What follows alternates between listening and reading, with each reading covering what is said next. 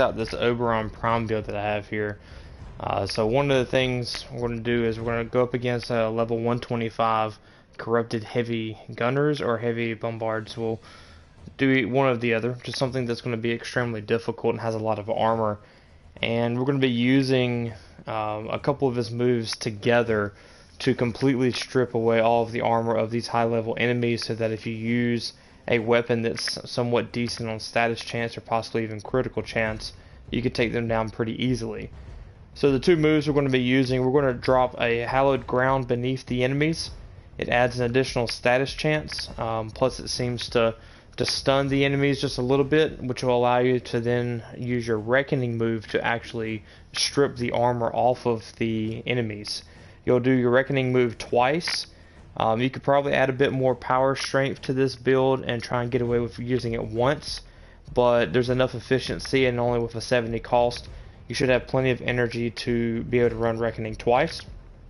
It will permanently strip all of the armor off of these high level enemies, in which you should be able to then take them down in a matter of seconds, versus the opposite. I'll show you using a pretty good build of Astilla against a level 125 corrupted enemies without using this method, and show how difficult it is to actually take them down.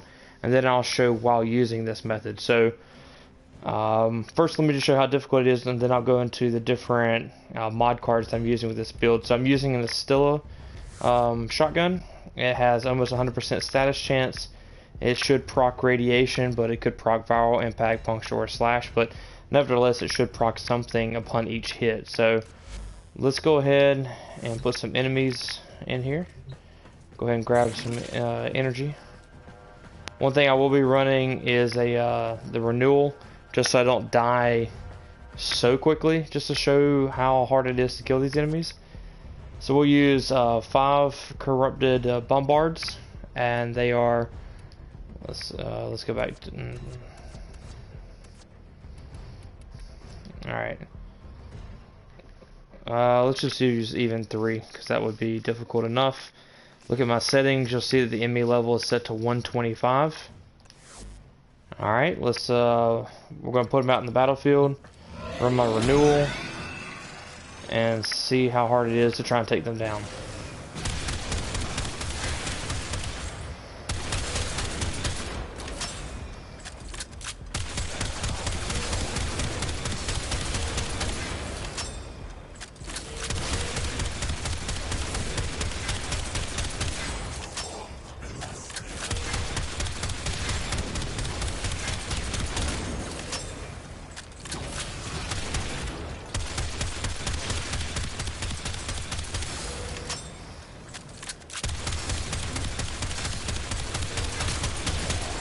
Alright, so that took entirely way too long, but that's how long it takes when you fight these level 100 plus enemies and they have so much armor that's scaling. So now, again, we're going to use, we're going to fight the same enemies, and this time we're going to use Hallowed Ground first, and then we're going to use Reckoning twice. You should see their health bar turn from yellow to red, and then I should be able to get rid of them much quicker. So let's just make sure I have enough energy. Let's put the 3 back on the field.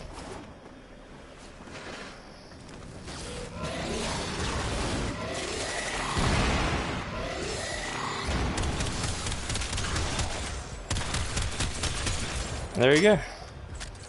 That was way easier than the first time. Alright, so now to the important part. What does this build look like? Alright, so if you look at just the stats to the left, you can see that there's a plus 90% in strength, which I'll go over the different mods here in a second. So obviously you need enough strength to be able to strip the armor away from the enemies, and at least 2 runs of the Reckoning, or the 4 move. I have enough range, so if I have to throw Hallowed Ground from a distance, I can have a little bit more range on the Hallowed Ground. I have 30% efficiency, which helps me to recast some of these moves more than once, and the duration is useful for other moves or for Hallowed Ground as well. So let's go into the actual mods themselves. The first one I have for the aura slot is the Growing Power mod. Using a weapon like Astilla that has almost 100% status damage, If I use that, all I have to do is hit the enemy one time. I'm already getting a 25% buff in strength, which would be helpful if you wanted to use smite with this build or something like that to take down groups of enemies. If you have something that's even more powerful, like if you're doing a sortie and you really need to strip armor from even enemies that go up to 200 or whatever the leveling may be. So again, growing power is useful for that, but you have to at least proc some form of status to get that additional 25%. I have in the Excellence Adapter slot, I have the Power Drift mod, again just trying to pull as much strength as I can in this build. So I get an extra 15% without any negative effects from that. Prime Continuity, it's 8 out of 10. It gives me that additional 23% of duration. Again, just helps with Hallowed Ground and just helps give you a little bit of timing there. The Intensify mod, it's purely strength, obviously. Streamline gives the additional 30% efficiency with no negative effects. Stretch gives me that 45% range that helps with Hallowed Ground. Then you have Transient Fortitude, which is an 8 out of 10, which gives me enough strength, and it kind of counters the Prime Continuity a little bit, which is why the ability duration is not 45%, and instead it's just 23%. I'll skip over the next one. So Vitality, just to give enough health. You can see that Oberon already defaults to have a pretty high banking of health with the Vitality mod. 925 health is going to keep you alive quite a bit.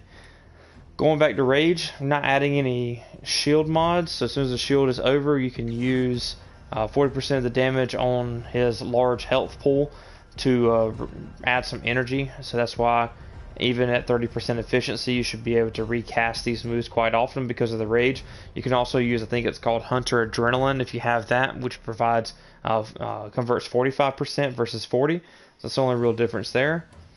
And then I use one of the augment cards. This is really just to help out your teammates because no one likes an Oberon that's really just coming in just to try and nuke everything. People depend on Oberon for health and to be a bit of a support frame.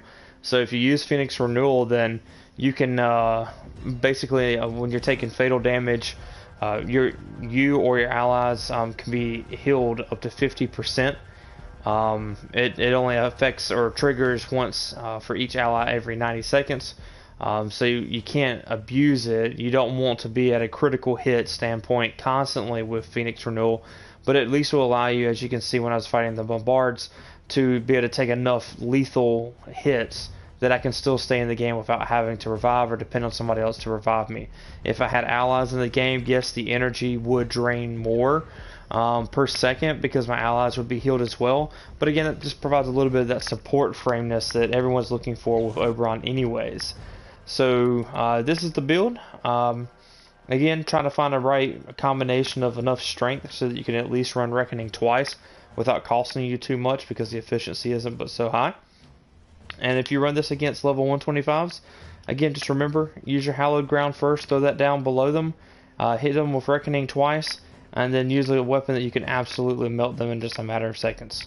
Alright, if you have any more questions or anything, obviously hit me up on my channel, let me know, and I'll be doing more frames in the future. Thank you.